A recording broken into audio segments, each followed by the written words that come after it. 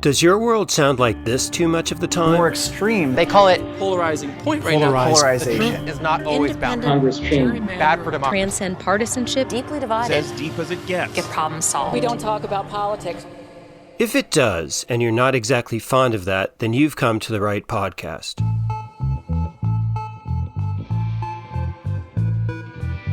This is Robert Pease, creator and producer of The Purple Principle, a podcast for independent-minded Americans about polarization in U.S. politics, society, and just plain daily life. Our guest today, Charles Wheelan, has been working to bridge the partisan divide in this country for nearly 30 years as a writer, teacher, organizer, and political candidate, as well as founder and co-chair of Unite America. This bipartisan group is currently working to elect moderate candidates from both the Republican and Democratic parties in the 2020 elections. Yeah, I think one of the scary things going on here is you've got a lot of different forces at work. Anyone who's been watching TV more than 15 years knows that's new. The rise of television news where you pick your ideology, the rise of social media where not only are you hearing the echo chamber, but think about something like gerrymandering. Now big data allows us to gerrymander better than we used to, which means more safe seats, which means the primaries matter more. They're more expensive races. Who do you get the money from? The people who are the most extreme. Every single force that is going on is pushing us apart. We hear an awful lot in this country about Democrats versus Republicans, red versus blue, liberal versus conservative, but not much about people and groups trying to bridge the divide. Reporter Emily Crescetti and I sat down with Dr. Wheelan at Dartmouth College, where he currently teaches public policy.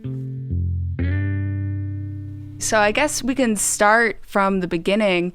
If you just wanted to walk us through how your interest in politics and specifically independent politics first started. After Dartmouth, I traveled around the world, wrote articles for the Valley News, which is our local newspaper, and realized first that my interest was policy. When I got back from traveling, I sought out a political job, but only because that's where policy happens. And I became the speechwriter for Maine Governor John McKernan.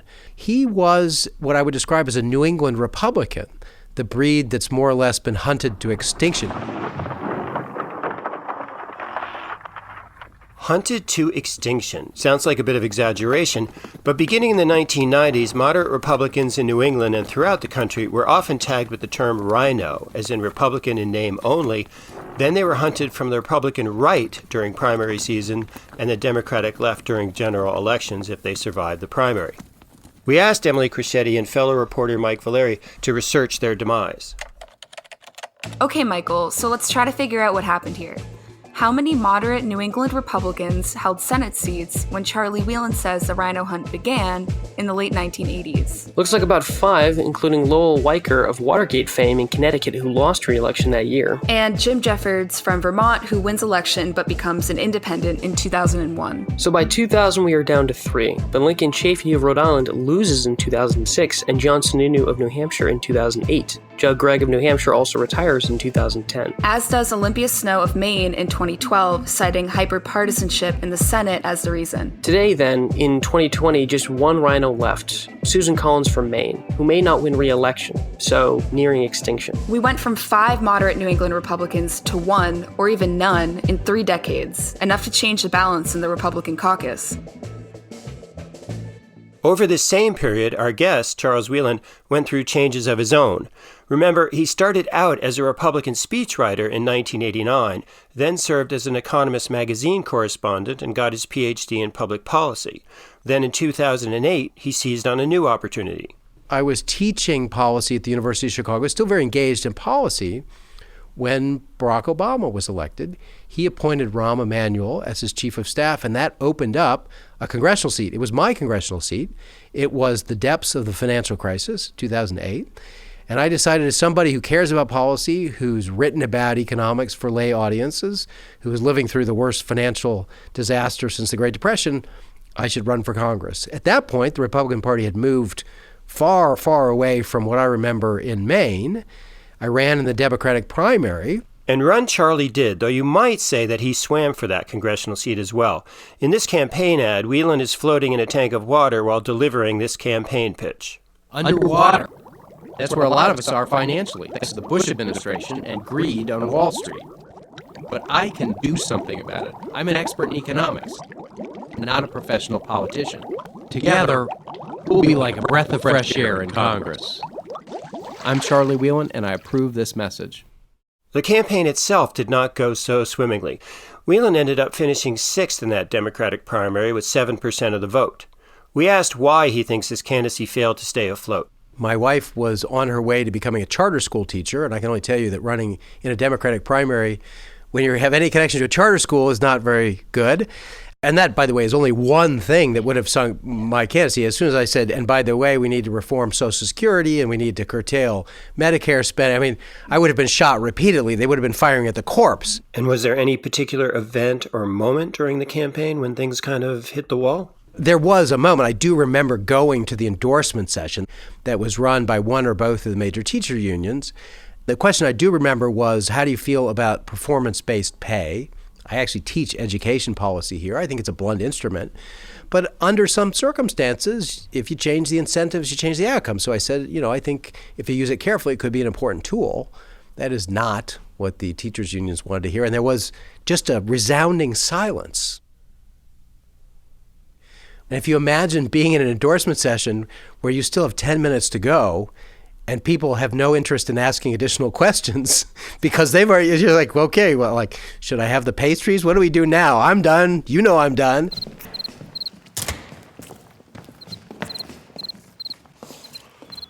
So how much of an ideological difference do you think there was between your first job for a Republican governor and your Democratic candidacy for Congress? Almost none. That's the thing. I don't feel like I've moved very far at all. Certainly on the social issues, there was no major change. I feel like the rest of the country moved and left me stranded. So, to review, former Republican speechwriter, Economist Magazine reporter, and former Democratic candidate for Congress. That makes for an interesting take on today's partisan politics. One thing that's going on here is that the primaries are like the tail wagging the dog. And if you can't get out of a primary, you're not going to win an election. And to win a Democratic primary, it seems like you have to pander more and more towards left-leaning views these days. Right, and right-leaning views to win a Republican primary. And of course, the more you have gerrymandering, the safer these seats. And what people fail to realize is if it's a safe seat, the only challenge is in the primary.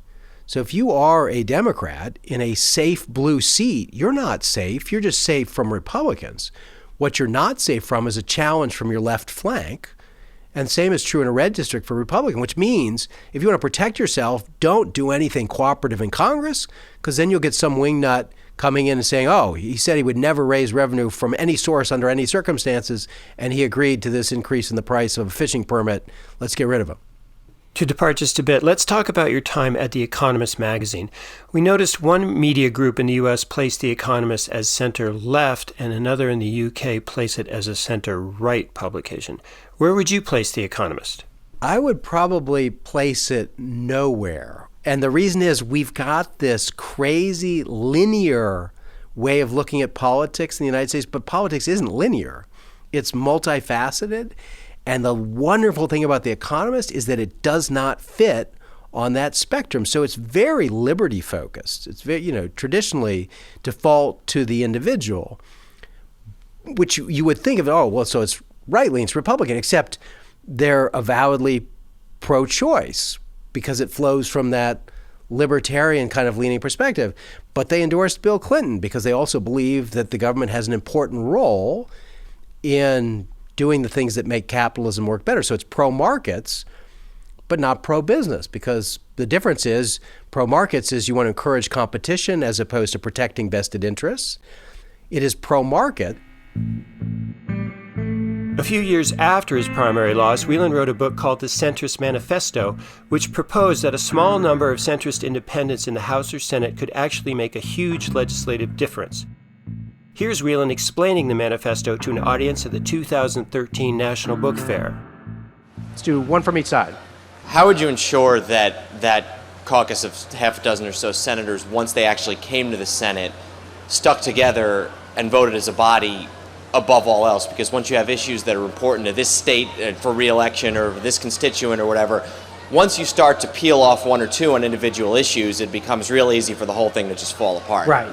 First of all, I want to have that problem. I want to get to the point where there's 6 centrists and they're not agreeing all the time. That would be a victory. They're not going to agree on every issue, even if they are part of a party. And I think, honestly, part of this strategy would be electing some big C centrists and also some independents like Angus King who are in that space but may not buy into the party. I want more people willing to make compromise in the middle, not on every issue, but I think if you send more people with this mindset, with this core set of beliefs to the Senate, you're more likely to get that behavior. I can't guarantee that it's going to happen all the time. So I am over time. They're waving the sign, but I appreciate your interest and your time. Thank you very much. Wheelan's centrist manifesto is not as hypothetical as it sounds. A substantial center actually existed in the Senate as recently as 3 decades ago. Earlier in this episode, Emily Crescetti and Mike Valeri documented the near extinction of the moderate New England Rhino, or Republican in name only. We asked them to do the same for the fate of the Southern conservative Dino, or Democrat in name only. We looked at 6 northeastern states on our rhino hunt. Now let's compare that to 6 southeastern states, as in Florida, the Carolinas, Alabama, Mississippi, Georgia. Exactly. And we're looking for the demise of conservative Southern Democrats, or dinos. Okay, 12 Senate seats from those 6 states. Looks like 7 are held by centrist Democrats in 1990, but by 2010 only 2. So what happened? Complicated. Lots of things. The South shifts a little bit to the right each election, but one Democratic senator in office, Richard Shelby, switches parties after the '94 Republican Revolution. When Republicans win both houses. And when popular dinos like Sam Nunn or Fritz Hollins retire, their seats swing, like really swing, from conservative Democrat to conservative Republican, opening that gap in the middle. So how many dinos left now? 1. Just 1 out of 12 seats. Doug Jones in Alabama. And he barely won a special election over Roy Moore, who... I know, and has a tough re-election in 2020. So dinos are going the way of rhinos. And rhino-dino extinction destroying the center. Like a completely different Senate. In just 3 decades. We asked Dr. Wheelan to explain the importance of the political center to today's audience of independent-minded Americans hoping for more effective government after the 2020 elections. I usually use the Senate because the math is easier. When I speak to a group, I'll say, okay, 42, 44% of Americans say they're independent. And we can quibble over where they actually stand ideologically and so on, but they are saying unequivocally, we do not belong to one party or the other. That is not an inconsequential statement, which means that the Senate, 100 people, the number of independents should be somewhere between 40 and 44. There are 2. One is Angus King, who's a legit independent. One is Bernie Sanders, who's left of the Democrats. I'm not sure that counts. So yes, something is not tracking. If you imagine a world, because the Senate is so closely divided, where instead of 1 legit independent, there are 5, in which case the Senate now looks like, say, 48, 5, 47. And now the institutional factors work differently, which is to say those 5, because they're in the middle, get to pick the majority leader. And they can actually negotiate with both sides. What's the main reason that there's currently only 1 independent senator out of 100? A lot of what's going on in this partisanship is negative partisanship. And my party's fine, but they're horrible. As soon as an independent steps in, because we don't have runoffs or ranked choice voting, the fear is, well, if I support that independent, I might inadvertently elect the person I hate even more, in which case the third party is attributed to being the spoiler. The spoiler effect means it's very hard for independents to get much traction out of the box. In the 3-way race, people are think about Ralph Nader in Florida in 2000. Just a small number of people voted for him, and by all accounts, that tipped the state from Gore to Bush, and therefore tipped the election. People are very wary of that, rightfully so. Back to your point about trying to help moderates in 2020. For example, in a deep red or blue state, would your organization be considered nonpartisan enough to actively support a moderate in a primary, or would that be viewed with concern? So we have a fund that is investing in 2 prongs. One is process reforms, ranked choice voting, anti-gerrymandering. And we pick those very carefully to make sure that the reforms aren't considered to be red or blue. Our second prong is supporting candidates. And we are supporting both Democrats in Democratic primaries and moderate Republicans in Republican primaries, and paying fastidious attention to the number of races and nature of races so that people don't look at us as closet reds or closet blues. It sounds like a tough line. It's a terribly tough line. Because one of the things that characterizes this climate is if I don't know what you are, I just assume you're my enemy. Do you think that like social media or technology plays into people having a perception of a more simplified version of what government actually is? When I log on to Facebook and listen to all the people who believe the same thing I do, I mean, we're all geniuses. So I think that kind of echo chamber is quite dangerous. One thing that probably gets too little attention is there's been profound residential sorting in the country. It used to be, for all kinds of reasons, 1940, 1950, people were in closer proximity to others who were more socioeconomically diverse. So we pay a lot of attention, rightfully, to racial and ethnic diversity. We've kind of forgotten the socioeconomic piece. Well, we obviously live in a very polarized environment. Is it more difficult teaching students at this partisan time? I think it can be. There are tools you can use, I think, to overcome it. One is just to play devil's advocate, to frame issues in a way where my beliefs are agnostic. I use the word defensible a lot, which is to say, here's a view that's defensible. I may or may not agree with it, but it's not inconsistent with logic or facts or data. So I think being pro-life is an entirely defensible position. It's not one I share as a policy view, but if you think life begins at conception, then abortion should be illegal. That's defensible. Well, that said, it's still kind of a remarkable accomplishment of fact-spinning that many people deny climate change, and it goes on year after year. How are they able to maintain a factually indefensible position? A lot of what's animating the right, I think, is just an animus towards the left. And part of it is if they're pro-environment, I'm anti-environment. I firmly believe that if Al Gore had stood up and said climate change is a hoax, the Republicans would have said, "You lie, it's real." In Wheelan's writing, lectures, as well as in Unite America's moderating efforts, there's much reference to legislative gridlock. Let's quickly get a grasp on that topic. In a really acute crisis, even in a divided government with one party controlling each chamber, there will tend to be legislative compromise and resolution, such as with the series of COVID-19 relief packages passed this year. But with chronic issues like immigration reform or gun safety, where we haven't had a comprehensive bill in decades, that legislative train gets slowed down by partisanship. And there's not enough moderates, such as, for example, those New England rhinos or Southern conservative dinos, to cross the aisles and push the bill to passage through negotiation and compromise.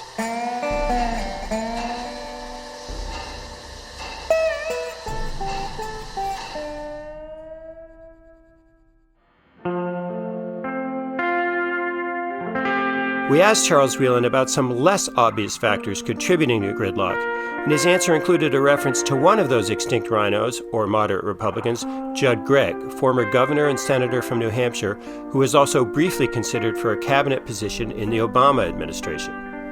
One thing we haven't talked about is the climate in Washington is different. There is not the spirit of camaraderie, and it's amazing how these things are connected. So what I've been told is that before you had to raise as much money as you do now, campaigns are so much more expensive, members of Congress typically lived in D.C., which meant that their families socialized. They had a personal relationship, which meant that they could argue by day, but they just couldn't be as mean to each other. Their spouses knew each other. They knew their dogs. And as that has dissipated, those personal bonds, like between Reagan and Tip O'Neill, between Judd Gregg and Ted Kennedy. Judd Gregg routinely comes back to Dartmouth. He's very generous with his time. And one question I love to ask any legislator is, who's your favorite person in the other party? And without a beat, Judd Gregg said, "Oh, Ted Kennedy. I love Ted Kennedy." And it was personal. He said Ted Kennedy's dog used to sit under the dais between Judd Gregg and Ted Kennedy. And what he said about Ted Kennedy is he was there to legislate. And if we agreed on something, which was not always, then we'd write a bill together. They did No Child Left Behind. They did a whole bunch of other things. That spirit is gone. That's what's lost when the moderates don't win.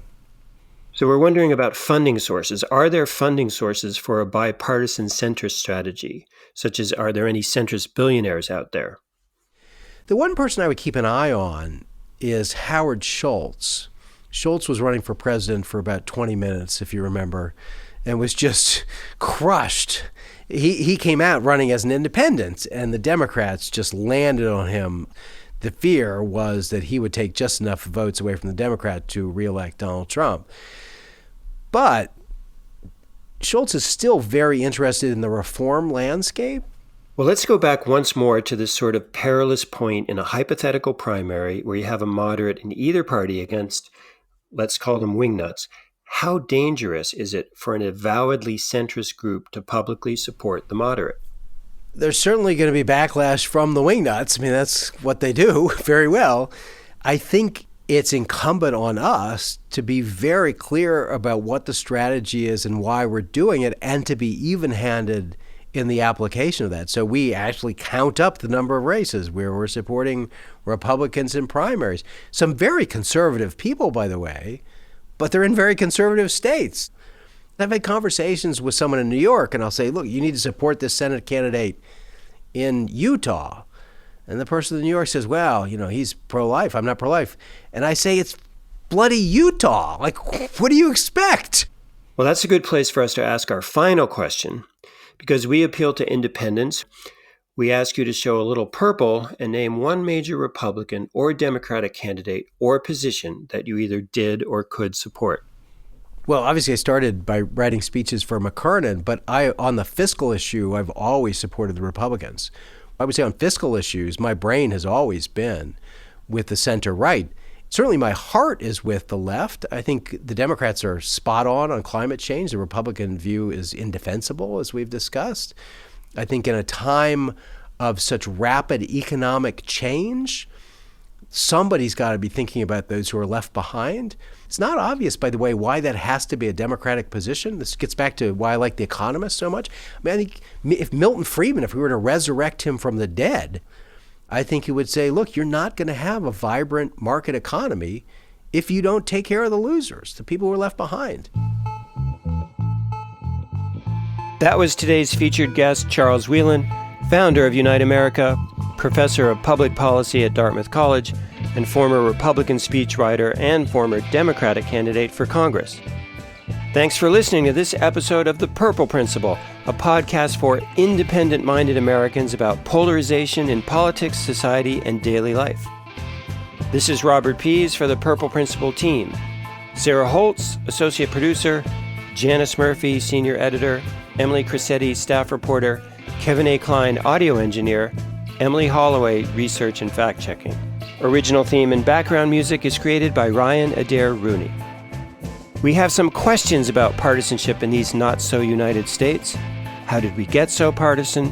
How do we get less partisan? And can independent-minded Americans help bridge the gap? Stay tuned for more insight and discussion.